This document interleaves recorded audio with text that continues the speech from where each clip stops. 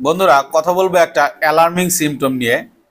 যেই সিমটম বা যে লক্ষণটা হলে আমরা সবাই ভয় পাই সেটা হচ্ছে হেমোপটাইসিস, অর্থাৎ কাশির সাথে যদি রক্ত যায়, কাফিং আউট অফ ব্লাড।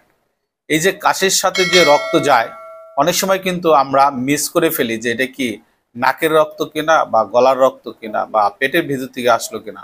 অর্থাৎ পেটের ভিতর থেকে যদি আসে তাও কাশির সাথে মিশে যেতে পারে, আবার নাকের রক্ত যদি গলায় যায় তাও আসতে পারে।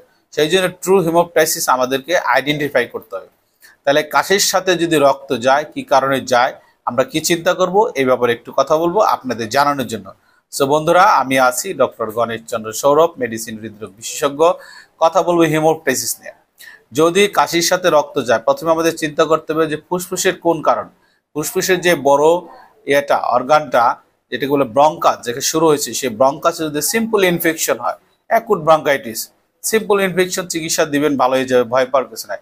তাছাড়া চিন্তা করতে হবে যে ব্রঙ্কিয়াল কার্সিনোমা হলো কিনা, ব্রঙ্কিয়াল কোনো টিউমার হলো কিনা, কোনো অ্যাডিনয়েড হলো কিনা, বা ব্রঙ্কিওক্টিসিস হলো কিনা। আবার দেখা গেলো ফুসফুসের ভিতরে নিউমোনিয়া হয়েছে কিনা, টিউবারকুলোসিস হয়েছে কিনা, বা ক্রনিক আদার কোনো ব্যাকটেরিয়াল ইনফেকশন বা আদার কোনো ফাঙ্গাল ইনফেকশন হয়েছে কিনা, এগুলো আমাদের দেখতে হবে। আবার চিন্তা করবে যে আমাদের রক্তনালী আছে, পালমোনারি ভেসেলস, এটা ইনফ্রাকশন হলো কিনা। হ্যাঁ, এছাড়া হার্টের কারণ কিন্তু চিন্তা করতে হবে। হার্টের কি কারণ, যদি হার্ট ফেলিওর হয়, বিশেষ করে অ্যাকুট লেফট ভেন্ট্রিকুলার ফেলিওর যদি হয়, তাহলে কিন্তু কাশির সাথে রক্ত যাবে। সেই ক্ষেত্রে হার্ট ফেলিওরের আদার যে লক্ষণগুলি সেগুলি আমাদের থাকবে। 2 নম্বর হচ্ছে আমাদের মাইট্রাল ভালভ। আমাদের ভিতরে যে 4টে ভালভ আছে, এর একটা ভালভ হচ্ছে মাইট্রাল ভালভ। এই মাইট্রাল ভালভ যদি চিকন হয়ে যায়, অনেক চিকন হয়ে যায়, সাধারণত সবচেয়ে কমন কারণ হচ্ছে বাত জ্বরজনিত কারণে মাইট্রাল স্টেনোসিস হয়ে যায়।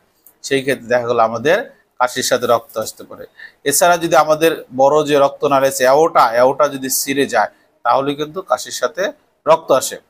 এবং ফাইনালি আমাদের দেখতে হবে যে আমাদের কোনো ব্লিডিং ডিজঅর্ডার আছে কিনা, অর্থাৎ আমাদের রক্তের কোনো সমস্যা আছে কিনা, হিমোফিলিয়া আছে কিনা, বা ভন হিলবেন ডিজ আছে কিনা, বা আদার কোনো ব্লিডিং ডিজঅর্ডার আছে কিনা, বা লিউকেমিয়া আছে কিনা, অথবা আমাদের এই রুগীটা কোনো ড্রাগ খায় কিনা, বিশেষ করে অ্যান্টিকোয়াগুলেন্ট যেমন হেপারিন, অরফেরিন, হ্যাঁ, বা আদার যে অ্যান্টিকোয়াগুলেন্ট আছে, নতুন অ্যান্টিকোয়াগুলেন্ট, যেই ড্রাগগুলি শরীরের রক্তের মানে রক্তটাকে পাতলা রাখতে আর কি সাহায্য করে, যাতে রক্তের দলা না জমে, এগুলি রেগুলার খায় কিনা।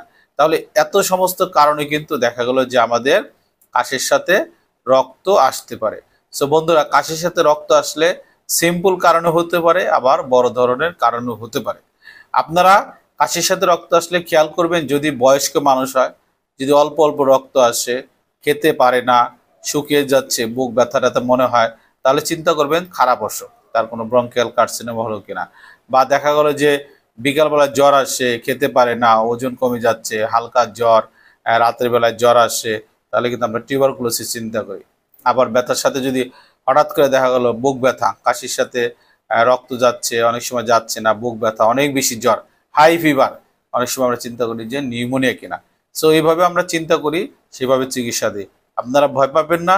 কাশির সাথে রক্ত গেলে আপনারা যেটা করবেন, কাশির সাথে রক্ত যাবেই, ট্যানিকজেমিক একটা ওষুধ আছে, ট্যানিকজেমিক অ্যাসিড ক্যাপসুল নামে পাওয়া যায় বা অ্যাম্পুল পাওয়া যায়, আপনার ভেঙে একটা বা দুটো খেয়ে ফেলবেন, তারপরে চিকিৎসকের কাছে আসবেন। সো বন্ধুরা, ভালো থাকবেন। আজ এই পর্যন্ত। ভিডিওটা দেখবেন, লাইক শেয়ার কমেন্ট করে পাশে থাকবেন।